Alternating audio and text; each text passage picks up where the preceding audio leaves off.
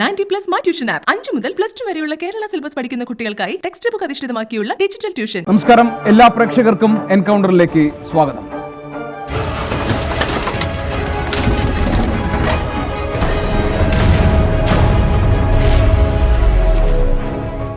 കേന്ദ്ര സർക്കാർ നിലപാടുകളെ വിമർശിച്ചുകൊണ്ടാണ് കർഷക വിഷയത്തിൽ ഇന്ന് സുപ്രീം കോടതി ഇടപെട്ടത്. കർഷക പ്രതിഷേധം സർക്കാർ കൈകാര്യം ചെയ്ത രീതിയിലും chief justice S A Bobde അതൃപ്തി അറിയിച്ചു.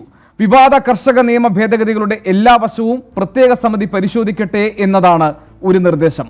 പ്രശ്നപരിഹാരം വരെ നിയമം നടപ്പാക്കുന്നത് മരവിപ്പിച്ചു നിർത്തണം എന്നതാണ് മറ്റൊന്ന്. ഡൽഹി അതിർത്തിയിലെ കർഷക പ്രക്ഷോഭം 47-ാം നാൾ പിന്നിടുമ്പോൾ വന്ന ഈ കോടതി ഇടപെടൽ കർഷകർക്ക് രക്ഷയാകുമോ? എൻകൗണ്ടർ പരിശോധിക്കുന്നു.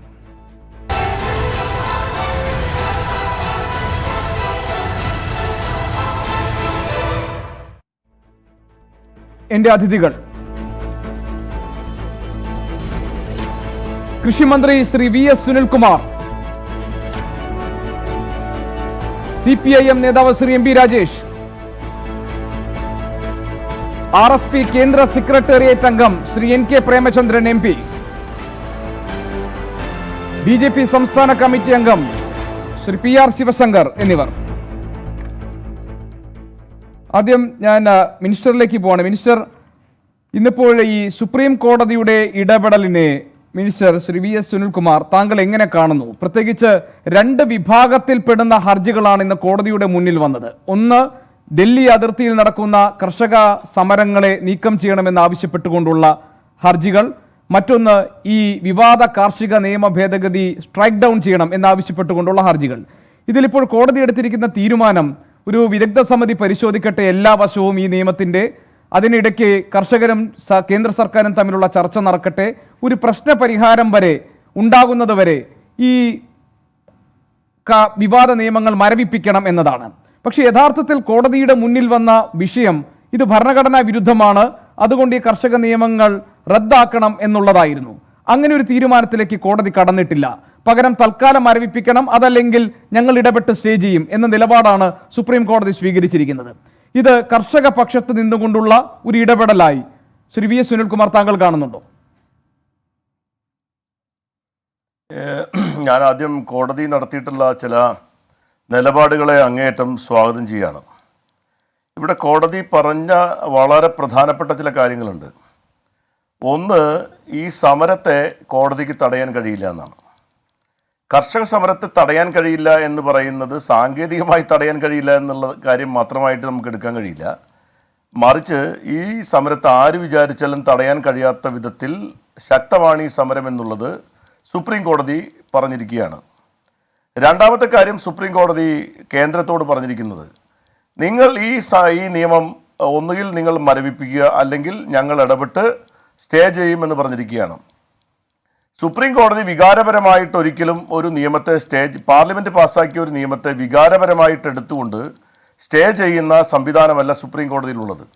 സുപ്രീം കോടതി ഒരു നിയമത്തെ സ്റ്റേ ചെയ്യും എന്ന് പറയുന്നുണ്ടെങ്കിൽ അതിൻ്റെ അർത്ഥം അത് സ്റ്റേ ചെയ്യാൻ ഉതകുന്ന തരത്തിലുള്ള നിയമപരമായ സാങ്കേതികത്വം അതിനകത്തുണ്ട് എന്നുള്ളതാണ്. അപ്പോൾ ഈ നിയമം സ്റ്റേ ചെയ്യാൻ തക്കവണ്ണം നിയമവിരുദ്ധമായിട്ടുള്ളതാണ് എന്നുള്ളത് സുപ്രീം കോടതി അംഗീകരിച്ചിരിക്കുകയാണ്. സുപ്രീം കോടതി പറഞ്ഞിരിക്കുന്ന ഒരു പ്രധാനപ്പെട്ട കാര്യം, ഒന്നുകിൽ നിങ്ങൾ ഈ നിയമം പിൻവലിക്കണം, അല്ലെങ്കിൽ നിങ്ങൾ മരവിപ്പിക്കണം എന്ന് പറയുന്നതിൻ്റെ അർത്ഥം അത് പാർലമെന്റ് എന്ന സംവിധാനത്തോടുള്ള ഒരു ബഹുമാന സൂചകമായി കേന്ദ്രത്തിൽ നൽകിയിരിക്കുന്ന ഒരു അവസരമാണ്. കാരണം കേന്ദ്രം പാസ്സാക്കിയിരിക്കുന്ന ഒരു പാർലമെന്റ് പാസ്സാക്കിയിരിക്കുന്ന ഒരു നിയമത്തെ ഒരു സുപ്രീം കോടതി സ്റ്റേ ചെയ്യുക എന്ന് പറയുന്നത്, അങ്ങനെ ഒരു ഘട്ടത്തിലേക്ക് വരിക എന്ന് പറയുന്നത്, അത് നമ്മുടെ പാർലമെന്റ് സംവിധാനത്തിൻ്റെ ഒരു വലിയ ഒരു ന്യൂനതയായി ലോകം നാളെ വിലയിരുത്തപ്പെടാൻ പോകുന്നതാണ്. അതുകൊണ്ട് കേന്ദ്രത്തിന് ഒരു അവസരം നൽകിയിരിക്കുകയാണ്. പാർലമെന്ററി ജനാധിപത്യ സംവിധാനത്തെ സംരക്ഷിക്കാൻ വേണ്ടി സുപ്രീം കോടതി കൊടുത്തിരിക്കുന്ന ഒരു അവസരമാണ്.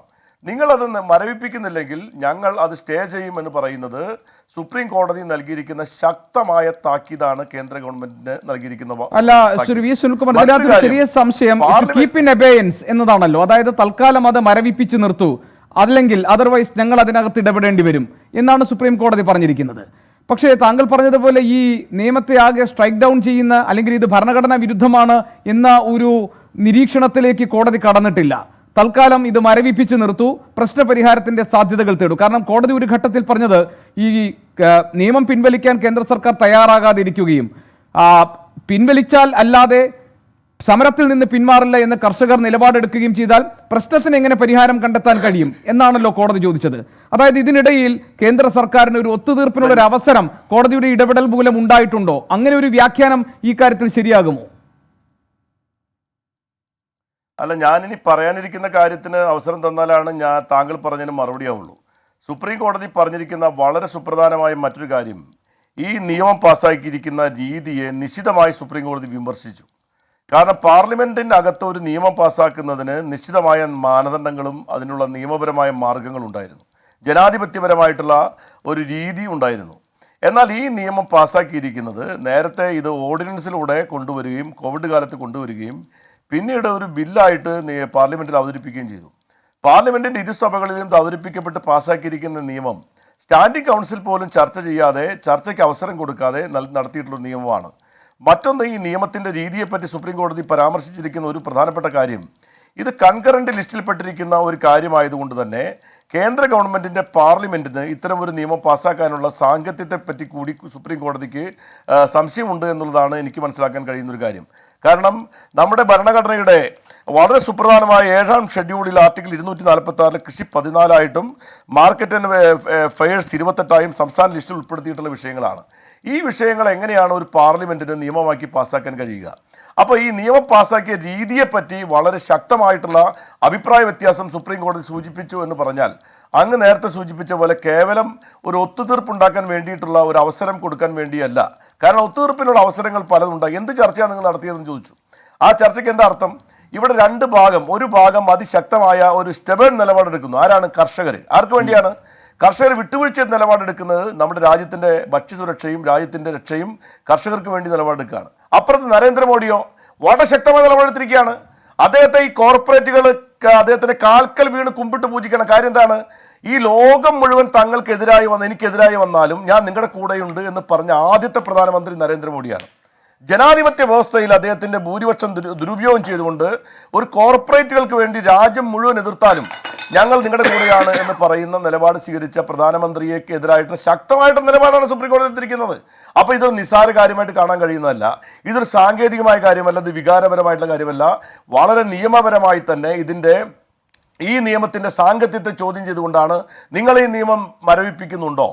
മരവിപ്പിക്കുന്നില്ലെങ്കിൽ ഞങ്ങൾ സ്റ്റേ ചെയ്യാന്ന് പറയുന്നത് പാർലമെന്റ് പാസ്സാക്കിയിരിക്കുന്ന നിയമം സുപ്രീം കോടതി എങ്ങനെ സ്റ്റേ ചെയ്യാൻ കഴിയുക?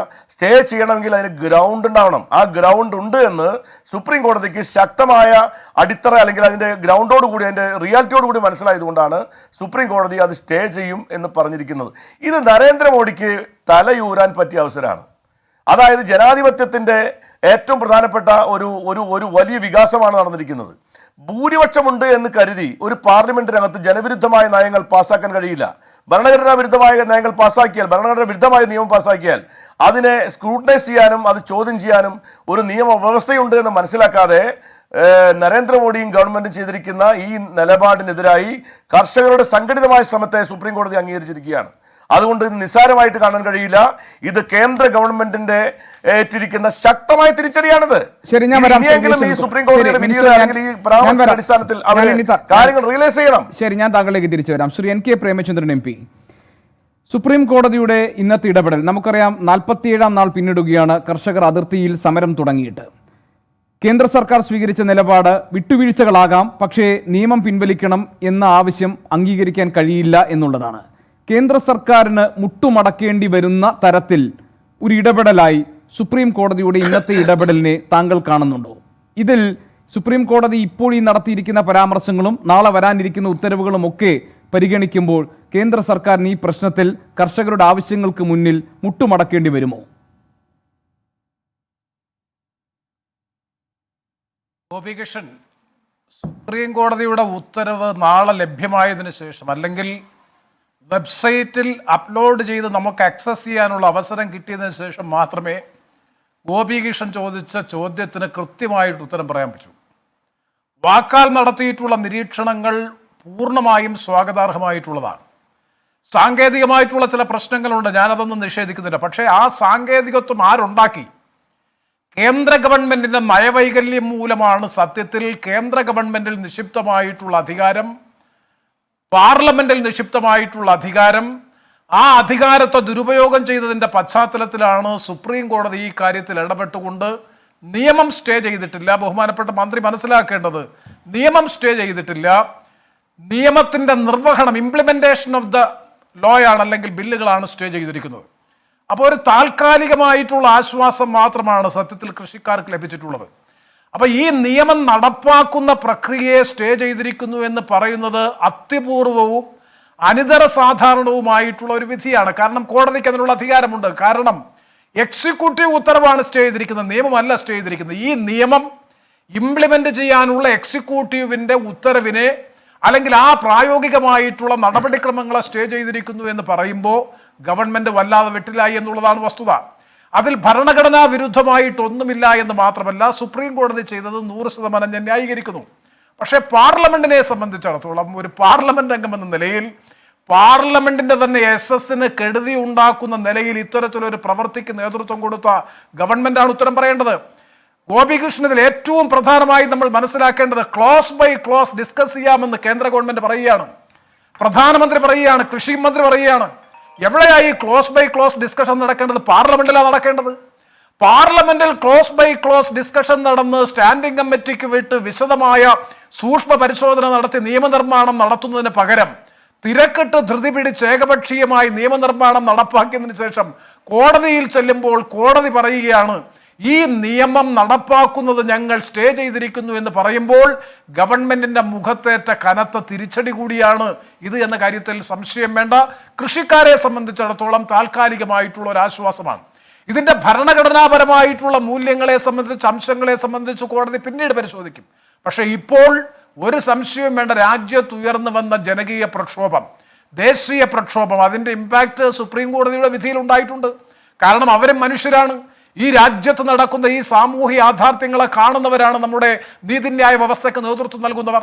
അതുകൊണ്ട് തന്നെ ഭരണഘടനാപരമായി തങ്ങളിൽ നിക്ഷിപ്തമായിട്ടുള്ള അധികാരത്തെ വിനിയോഗിച്ചുകൊണ്ട് നിയമം നടപ്പാക്കുന്ന പ്രക്രിയയെ സ്റ്റേ ചെയ്തു. മാത്രമല്ല, നിങ്ങൾ ഒരു കാര്യം കൂടി മനസ്സിലാക്കണം, കഴിഞ്ഞ പ്രാവശ്യം നടന്ന ഏറ്റവും ഒടുവിൽ നടന്ന ചർച്ചയിൽ കേന്ദ്ര ഗവൺമെന്റ് തന്നെ കർഷക സംഘടനയോട് പറഞ്ഞു നിങ്ങൾ സുപ്രീം കോടതിയിൽ പോകൂ. അപ്പൊ സുപ്രീം കോടതിയിൽ പോകാനുള്ള നിർദ്ദേശം കേന്ദ്ര മന്ത്രിമാർ തന്നെ ചർച്ചയിൽ ഉന്നയിച്ചു. ആദ്യ വിചാരണ ഘട്ടത്തിൽ ബഹുമാനപ്പെട്ട സുപ്രീം കോടതി കേന്ദ്ര ഗവൺമെന്റിനോട് ചോദിച്ചു, തൽക്കാലത്തേക്ക് ഈ നിയമം ഒന്ന് ഫ്രീസ് ചെയ്തുകൂടെ, മരവിപ്പിച്ചുകൂടെ, മരവിപ്പിച്ചുകൂടെ. അപ്പോൾ പോലും അനുകൂലമായ നിലപാട് സ്വീകരിക്കാൻ കേന്ദ്ര ഗവൺമെന്റ് തയ്യാറായില്ല. അപ്പൊ അത്തരമൊരു സാഹചര്യത്തിൽ ഇന്നത്തെ വിചാരണ വേളയിൽ ബഹുമാനപ്പെട്ട സുപ്രീം കോടതി പറഞ്ഞിട്ടുള്ളത് നാളെ ഉത്തരവായി വരുമെന്നുണ്ടെങ്കിൽ തീർച്ചയായും അത് സമരം ചെയ്യുന്ന, പൊരുതുന്ന കൃഷിക്കാരെ സംബന്ധിച്ചിടത്തോളം താൽക്കാലികമായിട്ടുള്ള ആശ്വാസമാണ്, ഗവൺമെന്റിനെ സംബന്ധിച്ചിടത്തോളം കനത്ത തിരിച്ചടിയാണ്. അത് ദൂരവ്യാപകമായ പ്രത്യാഘാതങ്ങൾ വരും നാളുകളിൽ ഉണ്ടാക്കുമെന്ന കാര്യത്തിൽ ഒരു സംശയവും വേണ്ട. ഞാൻ വരാം. Shri M P Rajesh, supreme കോടതിയുടെ ഇടപെടൽ കേന്ദ്ര സർക്കാർ ഇപ്പോൾ നടത്തുന്ന അല്ലെങ്കിൽ ഇരു വിഭാഗത്തു നിന്നും ഉണ്ടാകുന്ന ചർച്ചകളടക്കമുള്ള പ്രശ്നപരിഹാര സാധ്യതകളെ ത്വരിതപ്പെടുത്തുമോ? അതല്ല, ഇന്നിപ്പോൾ അറ്റോർണി ജനറലും സോളിസിറ്റർ ജനറലും ഒക്കെ കോടതിയിൽ പറഞ്ഞത്, ഒരു ഭാഗത്ത് പറഞ്ഞത് ഇത് ഈ നിയമം റദ്ദാക്കുന്ന നടപടികളിലേക്ക് കടക്കരുത്, ഒരു വിഭാഗം കർഷകർ ഇതിനെ അനുകൂലിക്കുന്നുണ്ട്, വളരെ ചെറിയൊരു വിഭാഗം കർഷകർക്ക് മാത്രമാണ് വിയോജിപ്പുള്ളത്, മറ്റൊരു വിഭാഗം ഇതിനെ അനുകൂലിക്കുകയും ഇതിൻ്റെ നടപടികളുമായി അവർ മുന്നോട്ട് പോകുന്നത് ഇത് കനത്ത നഷ്ടം അവർക്ക് വരുത്തി വെക്കുമെന്നൊക്കെയാണ്. അതായത് സുപ്രീം കോടതിയിലും കേന്ദ്ര സർക്കാർ പരമാവധി ശ്രമിച്ചത് ഈ നിയമം റദ്ദാക്കപ്പെടുന്ന ഒരു സാഹചര്യം, ഇത് മരവിപ്പിക്കപ്പെടുന്ന ഒരു സാഹചര്യത്തെ ഇല്ലാതാക്കാൻ വേണ്ടിയാണ്. മറുഭാഗത്ത് ഇതാ വെള്ളിയാഴ്ച വീണ്ടും കർഷകരുമായുള്ള അടുത്ത ഘട്ട ചർച്ചയ്ക്ക് വേണ്ടിയുള്ള കളമൊരുങ്ങുകയാണ്. റിപ്പബ്ലിക് ദിനം വരാൻ പോകുന്നു. ഡൽഹിയെ സ്തംഭിപ്പിക്കുന്ന തരത്തിൽ ഈ കർഷക പ്രതിഷേധം അങ്ങനെ തുടർന്നു കൊണ്ടുപോയാൽ കേന്ദ്ര സർക്കാരിനെ സംബന്ധിച്ച് അത് വലിയ വെല്ലുവിളിയാകും. ഇങ്ങനെയൊക്കെയുള്ള പശ്ചാത്തലമുണ്ട്. അതുകൊണ്ട് ഈ സാധ്യതകളെ, പ്രശ്നപരിഹാര സാധ്യതകളെ സുപ്രീം കോടതിയുടെ ഇടപെടൽ ത്വരിതപ്പെടുത്തുമോ?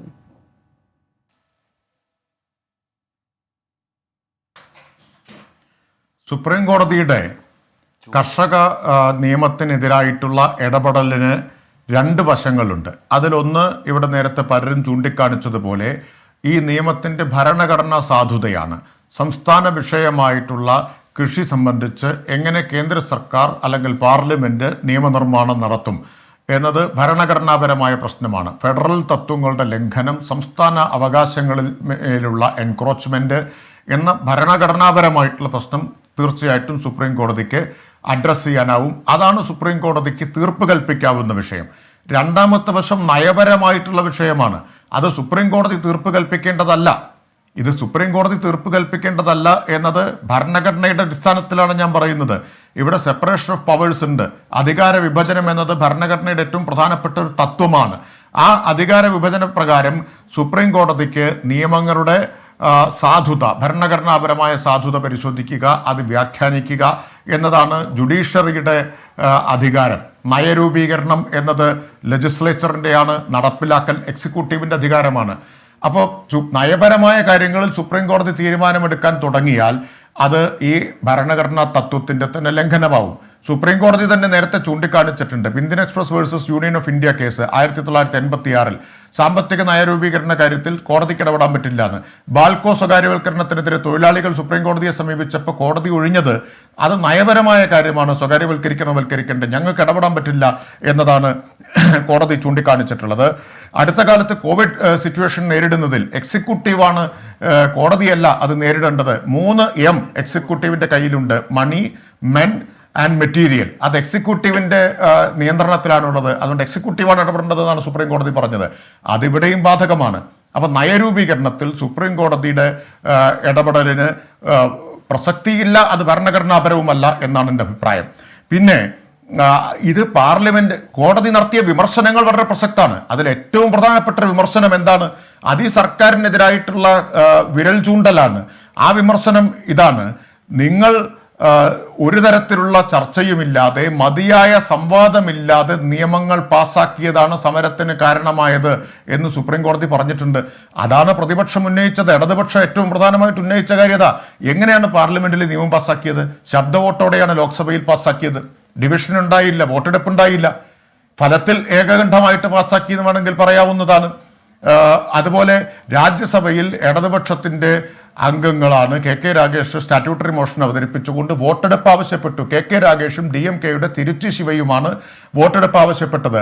ആ വോട്ടെടുപ്പ് കേന്ദ്ര സർക്കാർ കള്ളം പറഞ്ഞ് നിരാകരിച്ചു. പിന്നീട് വിഷ്വൽസ് തന്നെ അത് വെളിപ്പെടുത്തുകയുണ്ടായി.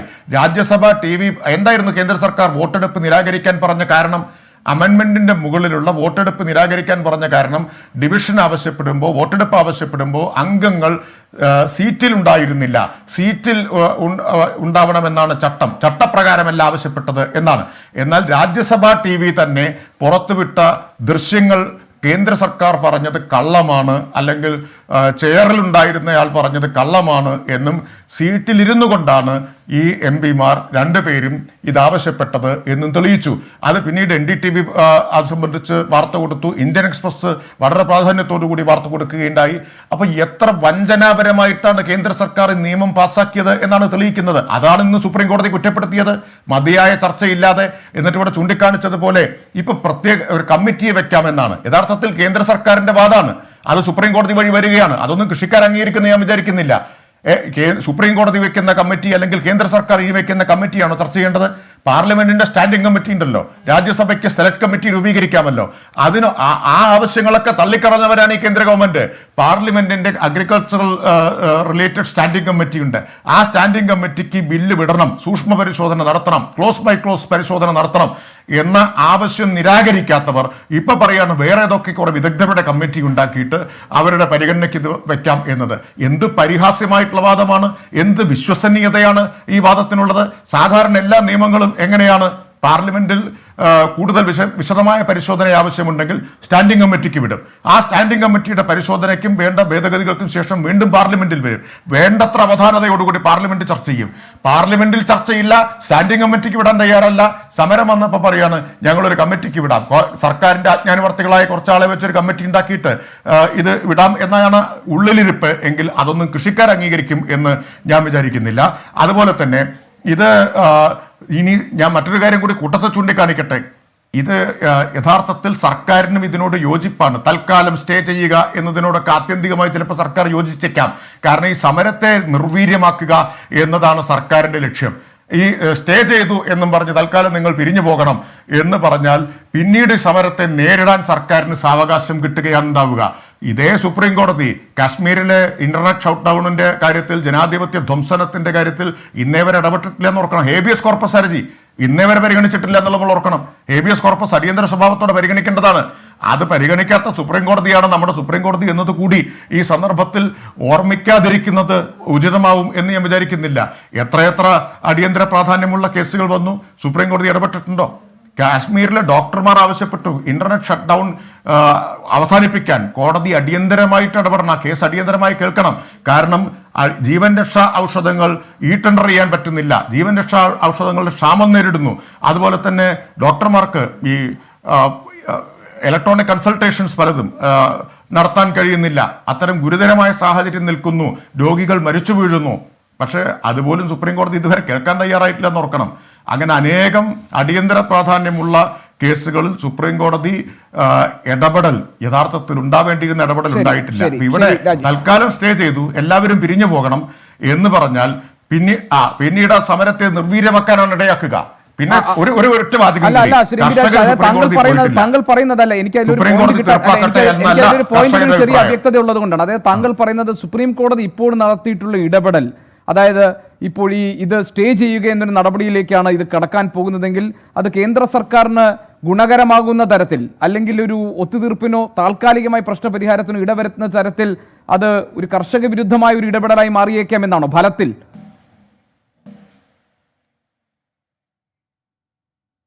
ഞാൻ പറഞ്ഞത് കർഷകരുടെ ആവശ്യം സ്റ്റേ ചെയ്യണമെന്നല്ല, നിയമം പിൻവലിക്കണമെന്നാണ് കർഷകരുടെ ആവശ്യം. സുപ്രീം കോടതിയിൽ പോയിക്കോളൂ എന്ന് പറഞ്ഞത് ഗവൺമെന്റാണ്. കൃഷിക്കാർ സുപ്രീം കോടതിക്ക് ഇത് വിടണമെന്ന അഭിപ്രായവും പറഞ്ഞിട്ടില്ല, സുപ്രീം കോടതിയിൽ പോയിട്ടുമില്ല. കാരണം നയപരമാണ് കാര്യം. നയപരമായ കാര്യം സർക്കാരിന്റെ ഡൊമൈനിൽ വരുന്നതാണ്, സർക്കാരാണ് തീരുമാനം എടുക്കേണ്ടത്. അപ്പോൾ സുപ്രീം കോടതിക്ക് തീരുമാനം വിട്ടുകൊടുത്ത് സർക്കാരിന് രക്ഷപ്പെടാൻ പറ്റില്ല. പിന്നെ സ്റ്റേ അല്ല ആവശ്യം നിയമം പിൻവലിക്കുക എന്നതാണ്. സ്റ്റേ ചെയ്തതുകൊണ്ട് പ്രശ്നം തീരില്ല. സ്റ്റേ ചെയ്തു, നാളെ സ്റ്റേ പിൻവലിച്ചെന്ന് കരുതുക, എന്ത് സംഭവിക്കും?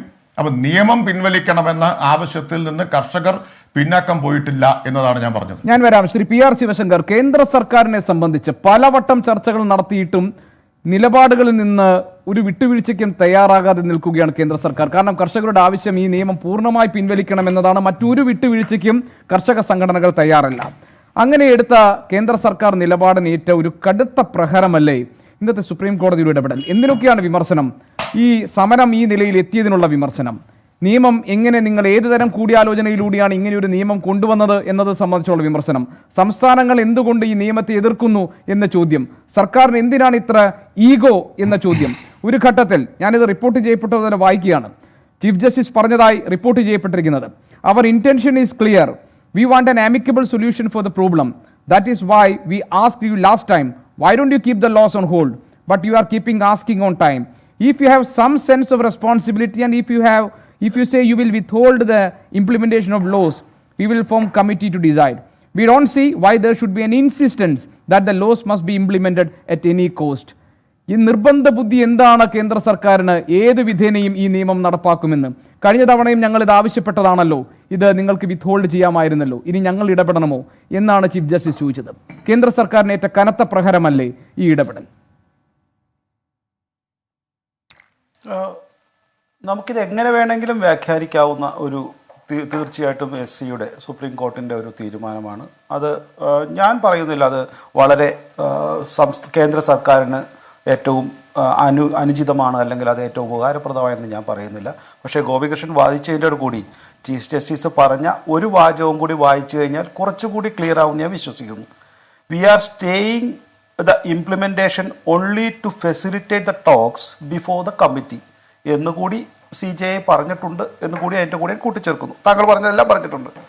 അപ്പോൾ ഇതിൻ്റെ ഇംപ്ലിമെൻറ്റേഷൻ ടോക്സ് വരെ ഇതിൻ്റെ ഒരു ഈ ലോസ് സ്റ്റേ ചെയ്യുന്നു എന്ന് മാത്രമേ അർത്ഥമുള്ളൂ. തീർച്ചയായിട്ടും അതും ഞാൻ സ്വാഗതാർഹിക്കുന്നു. കാരണം സുപ്രീം കോർട്ടിൻ്റെ വിധികൾ തങ്ങൾക്ക് അനുകൂലമാണെങ്കിൽ അതിനെ സ്വാഗതം ചെയ്യുക, തങ്ങളുടെ രാഷ്ട്രീയ പാർട്ടി മുന്നോട്ട് വയ്ക്കുന്ന ആശയത്തിനെതിരാണെങ്കിൽ അതിനെ എതിർക്കുക എന്നുള്ള നയം BJPക്കില്ല.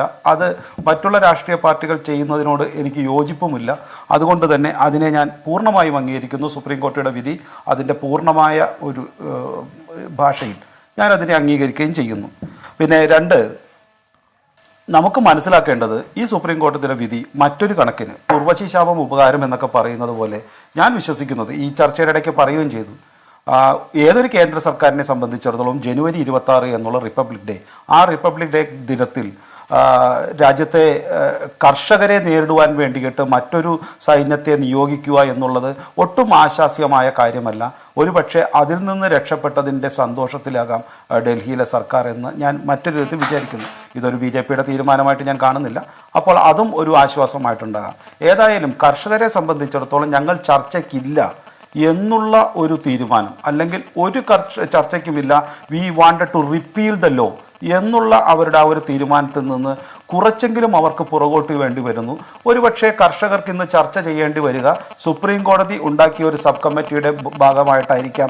അതല്ലെങ്കിൽ ഒരുപക്ഷെ കേന്ദ്ര സർക്കാരുമായിട്ട് അവർക്ക് മുഖം രക്ഷിച്ചുകൊണ്ടുള്ള ഒരു നടപടിയിൽ നിന്ന്, അല്ലെങ്കിൽ അത്തരത്തിലുള്ള ഒരു ചർച്ചയിൽ നിന്ന് അവർക്ക് മാറിക്കൊണ്ട് സുപ്രീം കോടതിയുടെ മുന്നിലുള്ള ഒരു സബ് കമ്മിറ്റി, ആ സബ് കമ്മിറ്റിയുടെ മുന്നിൽ അവർക്ക് കുറച്ചുകൂടി കാര്യങ്ങൾ പറഞ്ഞുകൊണ്ട് ഒരു അമിക്കബിളായിട്ടുള്ള തീരുമാനത്തിലേക്ക് വരാം എന്നുകൂടി ഞാൻ വിശ്വസിക്കുന്നു. അതുകൊണ്ട് ഇത് ഒരു തീരുമാനമാകുമെങ്കിൽ കർഷകർക്കും തങ്ങളുടെ അഭിമാനത്തിന് ക്ഷതമേൽക്കാതെ ഒരു തീരുമാനത്തിലേക്ക് എത്താൻ പറ്റുമെങ്കിൽ തീർച്ചയായിട്ടും നല്ല കാര്യം തന്നെയാണ്. അതിനെ അഭിനന്ദിക്കുക വേണം. അത് ആരുടെയും തങ്ങളുടെ വ്യക്തി അല്ലെങ്കിൽ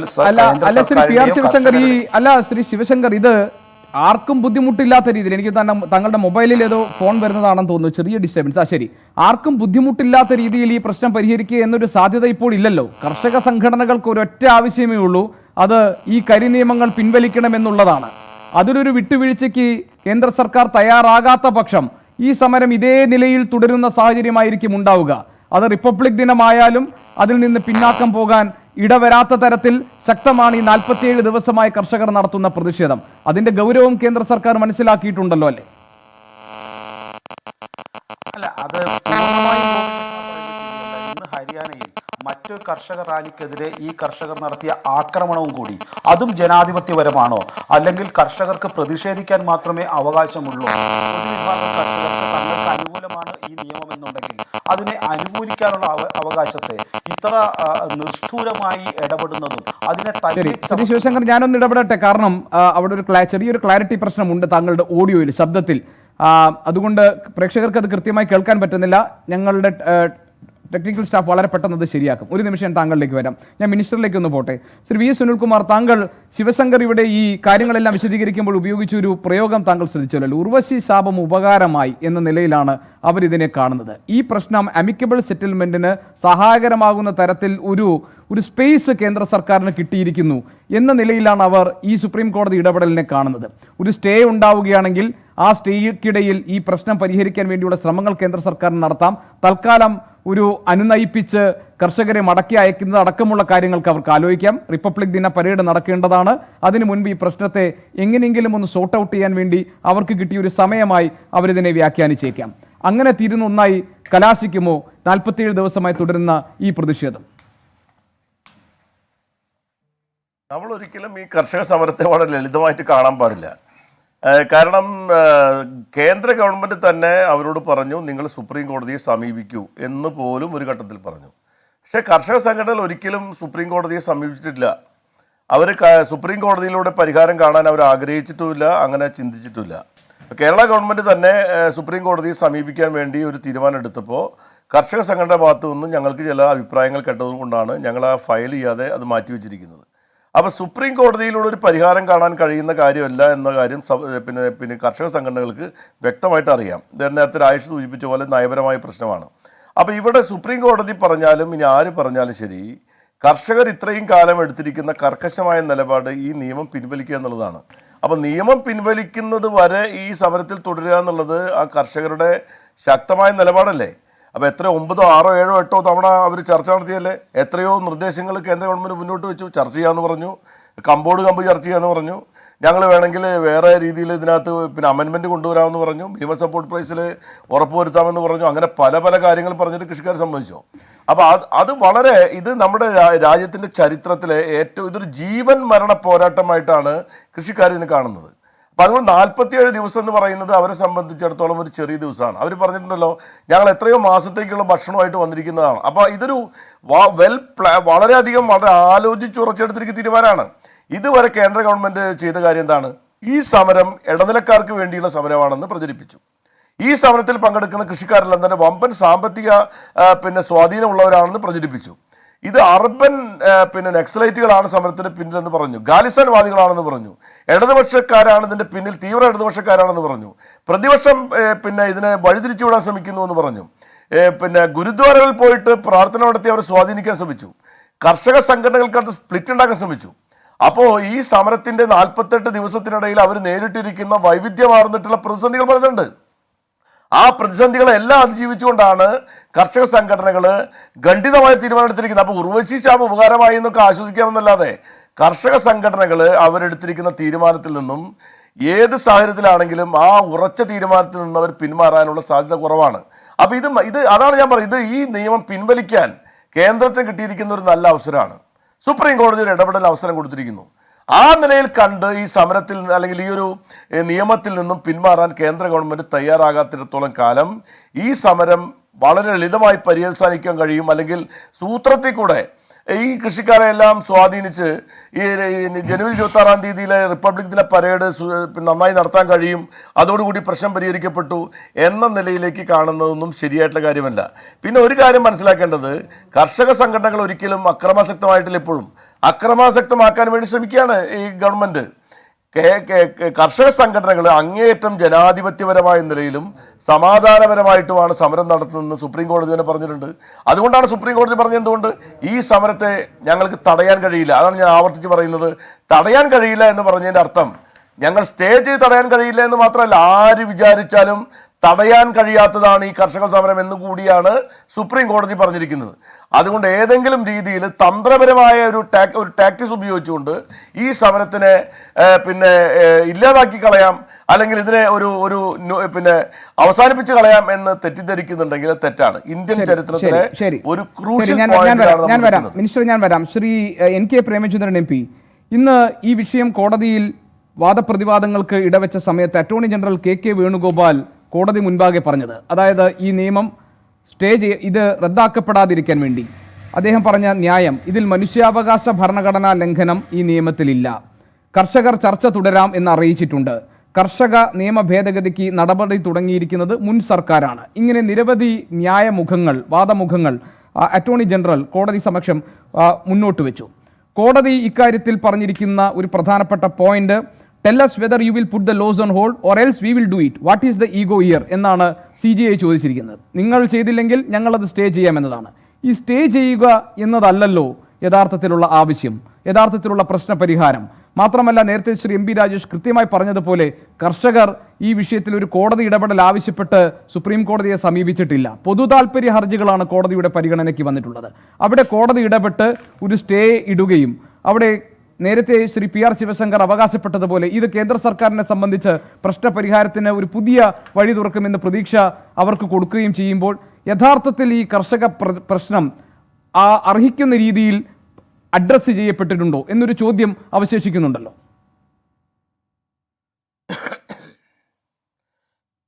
ശ്രീ ശിവശങ്കറിന്റെ പരാമർശം ശ്രദ്ധയിൽപ്പെട്ടപ്പോഴാണ് ഇതിനെക്കുറിച്ച് കൂടുതൽ കാര്യങ്ങൾ പറയണമെന്ന് ഞാനും ഇപ്പോൾ ആഗ്രഹിക്കുന്നത്. കാരണം ഉർവശി ശാപം ഉപകാരം എന്ന് അദ്ദേഹം പറഞ്ഞപ്പോൾ സുപ്രീം കോടതി ഈ കാര്യത്തിൽ നടത്തിയിട്ടുള്ള ഒരുപാട് സാങ്കേതിക പ്രശ്നങ്ങൾ, നേരത്തെ ശ്രീ MP രാജേഷ് ഇവിടെ പറഞ്ഞതുപോലെ ഒരു സബ് കമ്മിറ്റിയെ വെച്ചുകൊണ്ടൊരു നിയമത്തിൻ്റെ സാധുത എങ്ങനെയാണ് സുപ്രീം കോടതി പരിശോധിക്കുക? ഒരു പാർലമെന്റ് അംഗമെന്ന നിലയിൽ അല്ലെങ്കിൽ ഒരു നിയമവിദ്യാർത്ഥി എന്ന നിലയിൽ സുപ്രീം കോടതിയുടെ വിധി പരിശോധിച്ച് കഴിഞ്ഞാൽ, വിധി വന്നിട്ടില്ല, ഉത്തരവ് വന്നിട്ടില്ല, പക്ഷെ പരാമർശങ്ങൾ പരിശോധിച്ചു കഴിഞ്ഞാൽ ഒരു പക്ഷേ കർഷകർക്ക് അനുകൂലമായിട്ടുള്ള നിലപാട് സ്വീകരിച്ചു എന്ന് പ്രഥമ ദൃഷ്ട്യാ തോന്നാമെങ്കിൽ പോലും എങ്ങനെയാണ് ഒരു സബ് കമ്മിറ്റിയെ നിയോഗിച്ചുകൊണ്ട് ഒരു നിയമം ഭരണഘടനാപരമായി സാധുതയുള്ളതാണോ അല്ലയോ എന്ന് പരിശോധിക്കുക? അതിൻ്റെ വസ്തുതാപരമായ കാര്യങ്ങളെ സംബന്ധിച്ച് അന്വേഷിക്കാനും പരിശോധിച്ച് ഉത്തരവ് പറയാനുള്ള ഒരു അധികാരവും സുപ്രീം കോടതിക്കില്ല. അത് നേരത്തെ പറഞ്ഞതുപോലെ ഓരോരോ ഗവൺമെന്റിന്റെയും നയപരമായിട്ടുള്ള വിഷയങ്ങളാണ്.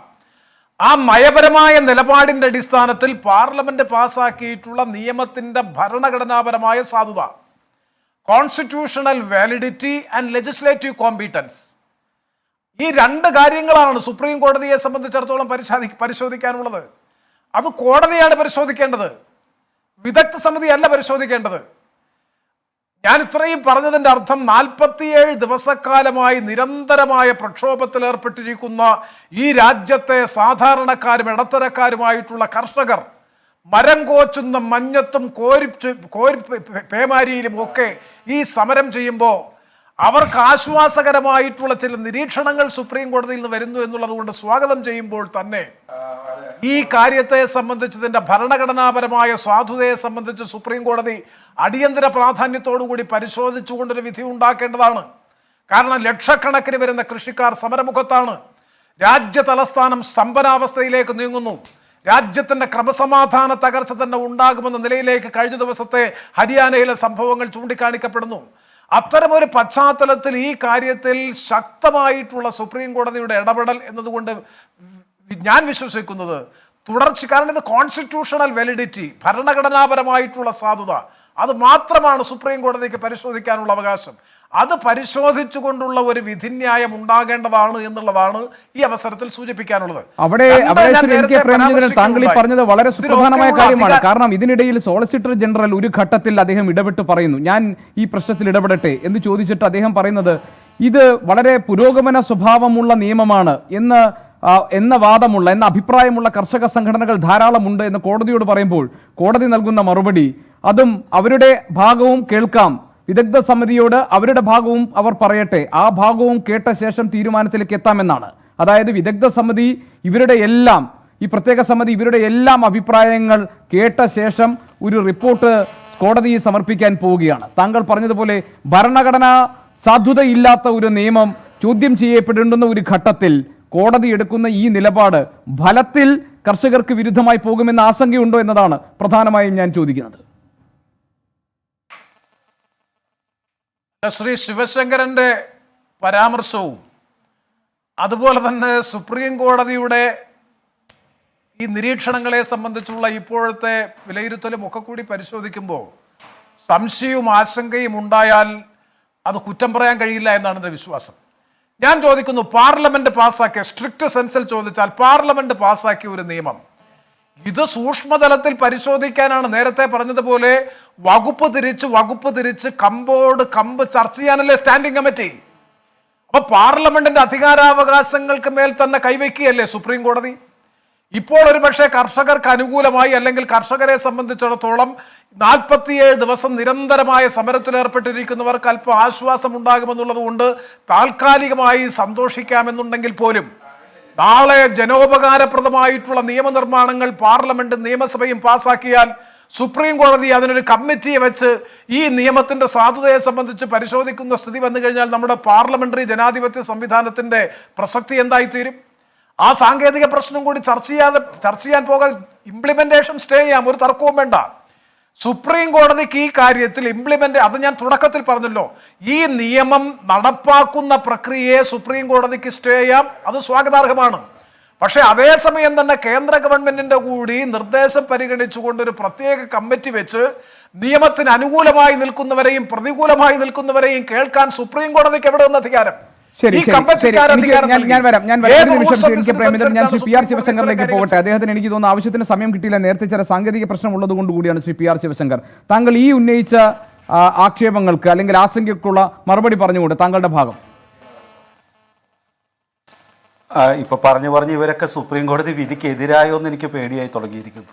ഞാൻ സുപ്രീം കോടതി വിധി അംഗീകരിച്ചപ്പോൾ അതിനെ ഞങ്ങൾ കേൾക്കാൻ തയ്യാറാണ്. സുപ്രീം കോടതിയുടെ വിധി അത് നമ്മൾക്ക് രാഷ്ട്രീയമായി എതിർപ്പുണ്ടെങ്കിലും ഇല്ലെങ്കിലും അത് ഈ വിഷയത്തെക്കുറിച്ചല്ല, ഞങ്ങൾ അംഗീകരിക്കാൻ തയ്യാറാണ്. പക്ഷേ ഒരു കാര്യം ശരിയല്ല, ഇത് ഇവിടെ പാർലമെൻറ്റിൽ ഇത് ചർച്ച ചെയ്തിട്ടേ ഇല്ല, അല്ലെങ്കിൽ ഇതിന് ഒരു ഏതൊരു തരത്തിലുള്ള ഒരു ജനാധിപത്യ രീതിയിലുള്ള ചർച്ച നടന്നിട്ടില്ല എന്നുള്ള രണ്ട് പാർലമെൻറ്റിൽ ഇപ്പോഴുള്ളതും നേരത്തെ ഉണ്ടായിരുന്നുമായ എൻ്റെ ബഹുമാന്യ രണ്ട് നേതാക്കളുടെ സുഹൃത്തുക്കളുടെ അവരുടെ ഇത് ശരിയല്ല. കാരണം December 19, 2000 expert committee on the agriculture Shankarlal Guru എന്നുള്ള ആളുടെ ആ committee report December 2020 4th July 2001 ministerial task force that is chaired by RCA Jain എന്നുള്ള സെക്രട്ടറിയുടെ കീഴിലും അതുപോലെ തന്നെ 2001 അലുവാലിയയുടെ കീഴിലുള്ള task force on reforms of the farmers law എന്നുള്ള തരത്തിൽ പിന്നെ 9th September 2003 ഓൺവേർഡ്സ് സ്വാമിനാഥൻ കമ്മിറ്റിയുടെ പല റിപ്പോർട്ടുകൾ ഇതിലെല്ലാം പല കാര്യങ്ങളും ഈ APMC ആക്ടിൻ്റെ അമെൻമെൻറ്റിനെ കുറിച്ച് വളരെ വ്യക്തമായി പറയുന്നുണ്ട്. അതിൽ തന്നെ ഇത്തരത്തിലുള്ള APMCകൾ നിർത്തലാക്കുന്നതിനെ കുറിച്ചല്ല അത് നവീകരിക്കുന്നതിനെക്കുറിച്ചും അതിൻ്റെ പല കാര്യങ്ങൾക്കും ശുഭകരമല്ല എന്നുള്ളതും ഒക്കെ പറയുന്നുണ്ട്.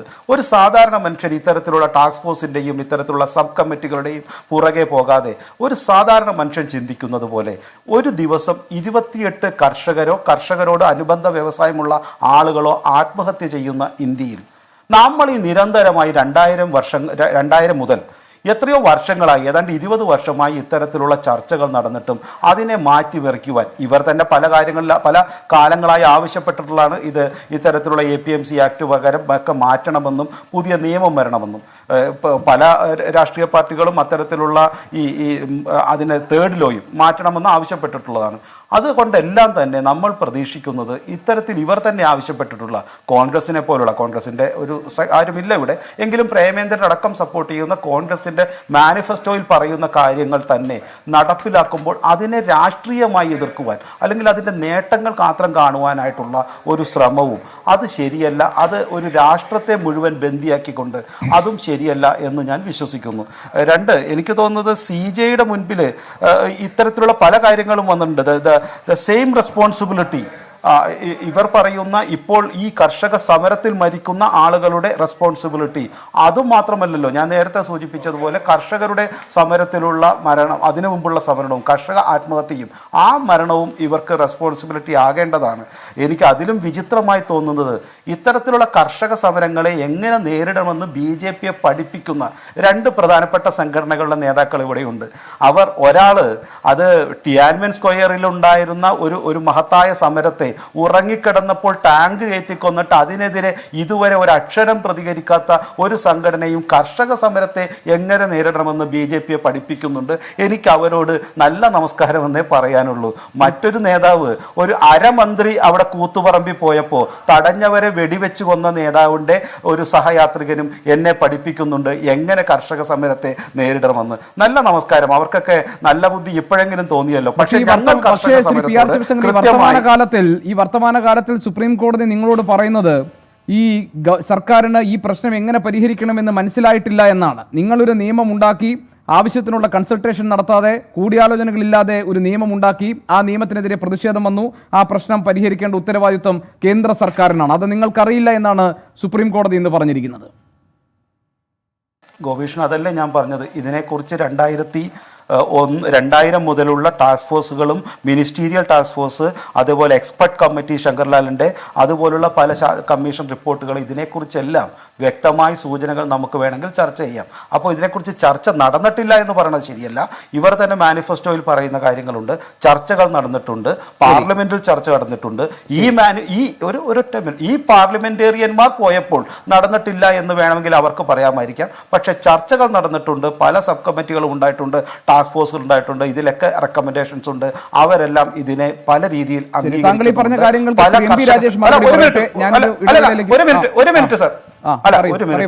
എനിക്ക് സമയം ഞാൻ കാരണം ഇതൊരു 4:1 ഇപ്പോഴത്തെ ഒരു രീതി.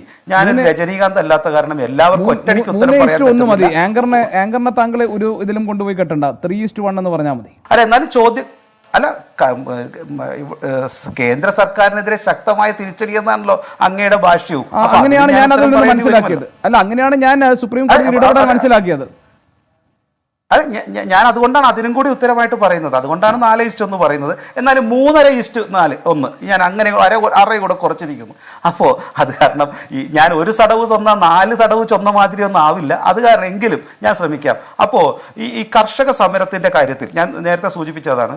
ഇത്തരത്തിലുള്ള കർഷക സമരങ്ങൾ ഇത്തരത്തിലുള്ള കർഷക ആത്മഹത്യയെ കൂടി മാറ്റുന്ന തരത്തിലാകണം. അതുകൊണ്ട് അവധാനതയോടെ ഈ സുപ്രീം കോടതി നടത്തിയ ഈ ഇടപെടലുകളെ ഞാൻ അംഗീകരിക്കുന്നു, അതനുസരിച്ച് പ്രവർത്തിക്കാൻ ഞങ്ങൾ ശ്രമിക്കും. അതുകൊണ്ട് BJPക്കോ അല്ലെങ്കിൽ കേന്ദ്ര സർക്കാരിനെയോ എതിരായി സുപ്രീം കോടതി വിധി എന്ന് വെച്ചിട്ട് ഞാൻ സുപ്രീം കോടതി വിധികളെ അവഹേളിക്കുന്നില്ല. ശരി, ശ്രീ MP രാജേഷ്, ഇന്ന് ഈ കർഷക പ്രക്ഷോഭത്തെയൊക്കെ കോടതി അംഗീകരിക്കുമ്പോഴും ന്യായമാണ് എന്നൊരു നിലപാട് സ്വീകരിക്കുമ്പോഴും ഈ പ്രതിഷേധിക്കേണ്ട എന്ന് ഞങ്ങൾക്ക് പറയാൻ കഴിയില്ല എന്ന് അവർ പറയുമ്പോഴും പ്രൊട്ടസ്റ്റുകൾക്ക് ഞങ്ങൾ എതിരല്ല എന്നൊക്കെ പറയുമ്പോഴും ഈ ഇപ്പോഴുണ്ടായിരിക്കുന്ന ഈ സ്റ്റേ വരികയും കോടതി സ്റ്റേക്ക് ഉത്തരവിടുകയും അത് നടപ്പാക്കുകയും ചെയ്യുന്ന ആ ഘട്ടത്തിൽ നിങ്ങളിലെ മുതിർന്ന ആളുകൾ, സ്ത്രീകൾ, കുട്ടികൾ എല്ലാം ഈ വേദി ഉപേക്ഷിച്ച് പോകില്ലേ? നിങ്ങൾ മറ്റൊരിടത്തേക്ക് നിങ്ങളുടെ പ്രതിഷേധം നിങ്ങൾക്ക് മാറ്റിക്കൂടെ?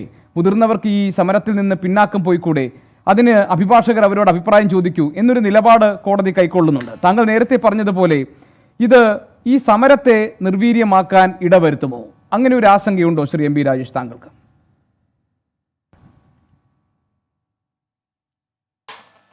ഞാൻ ആ ചോദ്യത്തിലേക്ക് വരാം. വളരെ പ്രസക്തമായ ചോദ്യമാണ്. അതിനു മുമ്പ് ഞാൻ ശ്രീ ശിവശങ്കറിന്റെ പല വാദങ്ങളോടും വിമർശനവും വിയോജിപ്പും ഉള്ളപ്പോഴും സ്വന്തം പാർട്ടിയുടെ അവസരവാദപരമായ നിലപാടിനെ തുറന്നെതിർക്കാനുള്ള ധൈര്യത്തെ ഞാൻ അഭിനന്ദിക്കുന്നു. കാരണം അദ്ദേഹം പറഞ്ഞു, സുപ്രീം കോടതിയുടെ വിധി ഞങ്ങൾക്ക് എതിരായാൽ ആ വിധിയെ എതിർക്കുകയും അനുകൂലമായാൽ സ്വീകരിക്കുകയും ചെയ്യുന്ന ആളല്ല താനെന്ന്. കാരണം അദ്ദേഹത്തിന്റെ പാർട്ടിയുടെ ലൈനല്ല അദ്ദേഹത്തിന്റെ എന്നാണ് അദ്ദേഹം പറഞ്ഞത്. ശബരിമല വിധിയുടെ ഒക്കെ പശ്ചാത്തലത്തിലായിരിക്കണം അത് പറഞ്ഞിട്ടുള്ളത്. മാത്രമല്ല, അയോധ്യ കേസിൽ പള്ളി പൊളിച്ച കാലത്ത് സുപ്രീം കോടതിയിലേക്ക് തർക്കം പോയപ്പോൾ വിശ്വാസത്തിന്റെ കാര്യത്തിൽ കോടതി ഇടപെടാൻ പാടില്ല എന്ന് ദീർഘകാലം നിലപാടെടുത്തവരാണ് സംഘപരിവാർ സംഘടനകൾ. കോടതി വിധി അനുകൂലമായപ്പോൾ അതെല്ലാവരും മാനിക്കണമെന്നും പറഞ്ഞു. ആ അവസരവാദ നിലപാടല്ല ശ്രീ ശിവശങ്കറിനുള്ളത് എന്ന് അദ്ദേഹം തുറന്നു പറഞ്ഞതിൽ ഞാൻ എൻ്റെ അഭിനന്ദനം അറിയിക്കുകയാണ്. പിന്നെ ഇവിടെ വേറെ പക്ഷെ അതേസമയം അദ്ദേഹം പറഞ്ഞ ഒരു കാര്യത്തോട് ഞാൻ വിയോജിക്കുന്നു. പാർലമെന്റിലൊക്കെ ഇത് ഇഷ്ടംപോലെ ചർച്ച ചെയ്തു എന്നാണ് പറഞ്ഞത്. വസ്തുതാവിരുദ്ധമായ കാര്യമാണ്. സുപ്രീം കോടതി തന്നെ പറഞ്ഞത് നിങ്ങൾ മതിയായ ചർച്ചയില്ലാതെ നടത്തിയതാണ് ഈ സമരത്തിന് കാരണം എന്നാണ്. പിന്നെ അദ്ദേഹം ഏതോ മിനിസ്റ്റീരിയൽ കമ്മിറ്റി, അതുപോലെ എക്സ്പെർട്ട് കമ്മിറ്റി എന്നൊക്കെ പറഞ്ഞു.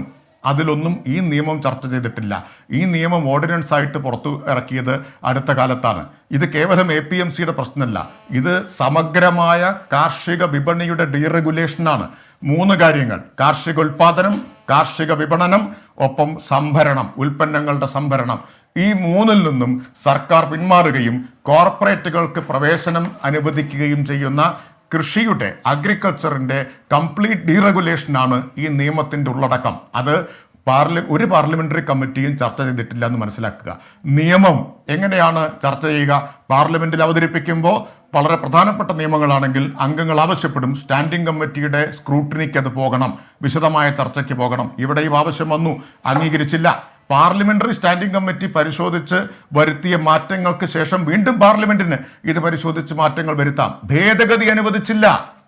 മോക്കറി ഓഫ് പാർലമെന്ററി ഡെമോക്രസി എന്ന് വേണമെങ്കിൽ പറയാം. ഭേദഗതി വോട്ടിനിട്ടില്ലല്ലോ. അതല്ലേ ഞാൻ നേരത്തെ വിശദമായിട്ട് പറഞ്ഞത്. അതിനൊന്നും മറുപടി പറഞ്ഞില്ലല്ലോ. അപ്പൊ പാർലമെന്റിൽ ഭേദഗതി വോട്ടിനിടാൻ പോലും തയ്യാറാവാതെ ബുൾഡോസ് ചെയ്യുകയാണ് ചെയ്തത് ഈ ഗവൺമെന്റ്. അതാണ് സുപ്രീം കോടതി പറഞ്ഞത്, നിങ്ങൾ മതിയായ ചർച്ചയില്ലാതെ നടപ്പാക്കിയതാണ് ഇതിനെല്ലാം കാരണം. എന്നിട്ട് ഏതോ വിദഗ്ധ സമിതി വെക്കാം. അത് അതിനേക്കാൾ വലിയ ഭരണഘടനാ പ്രശ്നമാണ്. പാർലമെന്റിനും പാർലമെന്ററി സമിതിക്ക് മുകളിൽ ഒരു വിദഗ്ധ സമിതിയോ? പാർലമെന്ററി സമിതി എന്ന് പറഞ്ഞാൽ മിനി പാർലമെന്റ് എന്നാണ് അറിയപ്പെടുന്നത്. അതിന് മുകളിൽ, പാർലമെന്റിന് മുകളിൽ വിദഗ്ധ സമിതിയോ? എവിടേക്കാണ് ഈ രാജ്യം പോകുന്നത്? ഈ ജനാധിപത്യത്തിനും പാർലമെന്റിനും പിന്നെ എന്ത് വിലയാണുള്ളത്? അപ്പൊ അതവിടെ നിൽക്കട്ടെ. ഒന്ന്. പിന്നെ വേറൊരു കാര്യം ഇവിടെ ചൂണ്ടിക്കാണിക്കാനുള്ളത് കോടതിയുടെ ഗോപികൃഷ്ണന്റെ ചോദ്യമാണ്. നോക്കൂ, കോടതി ഇപ്പൊ പറയുകയാണ് തൽക്കാലം സ്റ്റേ ചെയ്യുക, അങ്ങനെ സ്റ്റേ ചെയ്താൽ നിങ്ങളൊക്കെ പിരിഞ്ഞു പോവുക എന്നാണ് കോടതി പറയുന്നത്. ഇതേ കോടതി തന്നെ എടുത്തിട്ടുള്ള നിലപാട് അത് ശരിയായ നിലപാട് എന്ന് വേണമെങ്കിൽ പറയാം. ഭരണഘടനാപരമായിട്ട് നോക്കിയാൽ നയപരമായ കാര്യങ്ങളിൽ ഞങ്ങൾക്ക് ഇടപെടാൻ പറ്റില്ല. ഞാൻ നേരത്തെ ഉദാഹരണം പറഞ്ഞു, Indian express case, Balco case, എത്രയോ കേസുകളിൽ പറഞ്ഞിട്ടുണ്ട്. ഇപ്പൊ ഡിമോണിറ്റൈസേഷൻ വന്നപ്പോൾ, നോട്ട് റദ്ദാക്കൽ വന്നപ്പോൾ കോടതിയെ സമീപിച്ചു. അതിനെതിരായിട്ട് കോടതി ഒരു നോട്ടീസ് ഇഷ്യൂ ചെയ്തു. ഇന്നേ വരെ കോടതി അത് ചർച്ച ചെയ്തിട്ടില്ല, അത് പരിഗണിച്ചിട്ടില്ല എന്ന് ഓർക്കണം. ഇന്നേ വരെ പരിഗണിച്ചിട്ടില്ല. ഇന്ന് പത്രത്തിൽ വന്നൊരു വാർത്ത, 5 ലക്ഷം കോടി രൂപയുടെ കറൻസി അധികമായിട്ട് ഇപ്പോൾ ഡിമോണിറ്റൈസേഷന്റെ സമയത്തുള്ളതിനേക്കാൾ 5 ലക്ഷം കോടിയുടെ കറൻസി ഇപ്പൊ സർക്കുലേഷനിലുണ്ടെന്നാണ്. അതിൽ 60% 2000-ന്റെയും 500-ന്റെയും നോട്ടാണെന്ന വാർത്ത ഇന്ന് നമ്മളെല്ലാം പത്രത്തിൽ വായിച്ചു. നോക്കൂ, എന്തിനാ ഡിമോണിറ്റൈസേഷൻ നടപ്പാക്കിയത്?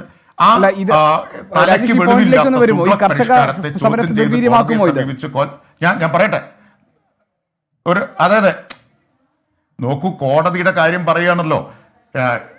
കോടതിയുടെ കാര്യമല്ലേ പറയുന്നത്. ഇവിടെ പലരും പല തമാശയൊക്കെ അവിടെ പറഞ്ഞപ്പോൾ ഗോപികൃഷ്ണൻ ഇടപെട്ടില്ല ഇല്ലേ. ഞാൻ കോടതിയുടെ സമീപനത്തെക്കുറിച്ച് എൻ്റെ വാദത്തെ സബ്സ്റ്റാൻഷിയേറ്റ് ചെയ്യാൻ വേണ്ടിയിട്ടാണ് ഇത് പറയുന്നത്. ഡിമോണിറ്റൈസേഷൻ വന്ന് 5 കൊല്ലം കഴിഞ്ഞിട്ട് നോട്ടീസ് ഇഷ്യൂ ചെയ്യുക മാത്രമേ കോടതി ചെയ്തിട്ടുള്ളൂ എന്നാണ് ഞാൻ പറഞ്ഞത്. അതുപോലെ ഇത് സ്റ്റേ ചെയ്യുന്നു കോടതി. പിന്നീട് കോടതി തന്നെ നേരത്തെ പല കേസിലും പറഞ്ഞതുപോലെ ഇത് പരിശോധിച്ചിട്ട് അവസാനം കൈ കഴുകുന്നു എന്ന് കരുതുക. എന്ന് പറഞ്ഞിട്ട് ഇത് നയപരമാണ്, കോടതിക്ക് ഇടപെടാൻ പറ്റില്ല, അത് എക്സിക്യൂട്ടീവിന്റെ വിഷയമാണ് എന്ന് പറഞ്ഞ് കോടതി കൈ കഴുകുന്നു എന്ന് കരുതുക. എന്തായിരിക്കും സംഭവിക്കാൻ പോവുക? കൃഷിക്കാരന് ഇവിടെ നിന്നാണ് നീതി കിട്ടുക. അപ്പോഴോ പിന്നീട് വീണ്ടും കൃഷിക്കാർ സമരവുമായിട്ട് സംഘടിച്ചെത്തുമ്പോൾ സർക്കാരിനത് നേരിടാനുള്ള സാവകാശവും കിട്ടും. അതുകൊണ്ട് തീർച്ചയായിട്ടും തൽക്കാലത്തേക്ക് സ്റ്റേ ചെയ്യുക എന്നത് സമരത്തെ നിർവീര്യമാക്കാൻ സർക്കാരിനെ സഹായിക്കും. അതാണ് നേരത്തെ ഉർവശി ശാപം ഉപകാരം എന്ന് പറഞ്ഞത്. ഞാൻ പറഞ്ഞതിന്റെ വാദത്തെ അതൊക്കെ ബലപ്പെടുത്തുന്നതാണ്. ശ്രീ PR ശിവശങ്കറിലേക്ക്. ശ്രീ ശിവശങ്കർ, ശരിയാണ്, സാങ്കേതിക പ്രശ്നം ഉണ്ടായി, താങ്കൾക്ക് സമയം കുറഞ്ഞു പോയി എന്ന് എനിക്കറിയാം. പക്ഷേ ദയവായി താങ്കളുടെ സാഹചര്യം മനസ്സിലാക്കണം. വളരെ ചെറിയ വാക്കുകളിൽ താങ്കളുടെ പ്രതികരണം ഒതുക്കണം ദയവായി. ഞാൻ തീർക്കാം. ഒന്ന്, കേൾക്കാത്ത കമ്മിറ്റിയിൽ ഈ നിയമം ചർച്ച ചെയ്തില്ല എന്ന് പറയുവാനുള്ള ചങ്കൂറ്റത്തെ ഞാൻ അംഗീകരിക്കുന്നു. ഇനി അതിൽ പുറം എനിക്ക് ആ വിഷയത്തെക്കുറിച്ച് ഒന്നും ചർച്ച ചെയ്യാനില്ല. ഏതായാലും കമ്മിറ്റിയുടെ പേര് പോലും അദ്ദേഹം കേട്ടിട്ടില്ല. പക്ഷേ ആ കമ്മിറ്റിയിൽ എന്ത് ചർച്ച നടന്നു എന്നുള്ള ത്രികാലജ്ഞാനം അദ്ദേഹത്തിന് ഉണ്ടായി എന്നുള്ളതിൽ എനിക്ക് സന്തോഷമുണ്ട്. അത്തരത്തിലുള്ളവരോടൊപ്പം ഈ ചർച്ചയിൽ പങ്കെടുത്തു എന്നതിലും എനിക്ക് വളരെ അത്ഭുതമുണ്ട്.